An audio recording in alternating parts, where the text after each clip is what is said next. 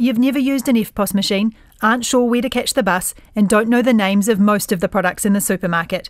On top of all of that, everyone speaks in a funny accent in your second or perhaps third language. Wafek Darwish says this is what the refugees arriving tomorrow face, and it was pretty overwhelming when he arrived a year and a half ago as a skilled migrant.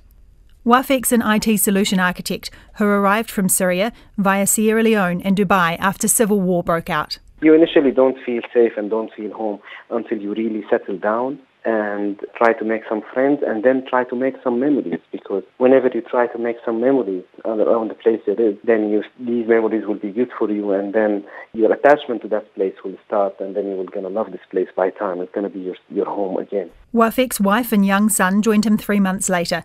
Despite leaving a father and 2 sisters in Syria, he says he's lucky because he got a job and speaks English. Home it's not only the place where you were born. Home is also the place where you have been welcomed, provided home and safety for you and your family.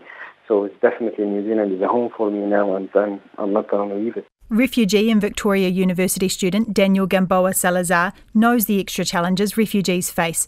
He and his mother are from Colombia and arrived 3.5 years ago after a run-in with armed terrorists and being unwelcome in neighbouring Ecuador. I always tell people that for us it's double the work, triple the work. Obviously English is not our first language. It was really hard, just the idea of adjusting to New Zealand culture and making friends. Because I come from a different culture, I found sometimes New Zealand people a little bit reserved. It's still hard to make friends. Daniel says there are special challenges for young refugees. Obviously, it's easier for young people to learn the language. I have seen how the dynamics change. We see kids taking over their parents because now they have the power, they have learned the language. And so at the schools, they have to translate for their parents. It's a lot of pressure on children as well. Markway Aiken arrived as a refugee 13 years ago with his aunt and cousins.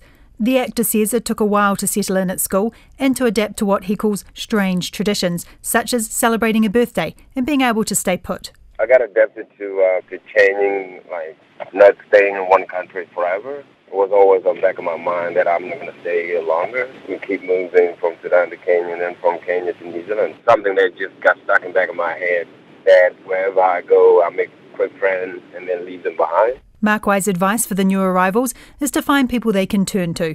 About 80 Syrians arrived last year under the annual refugee quota and have already settled in Wellington. For Checkpoint, Pereyra Garcia.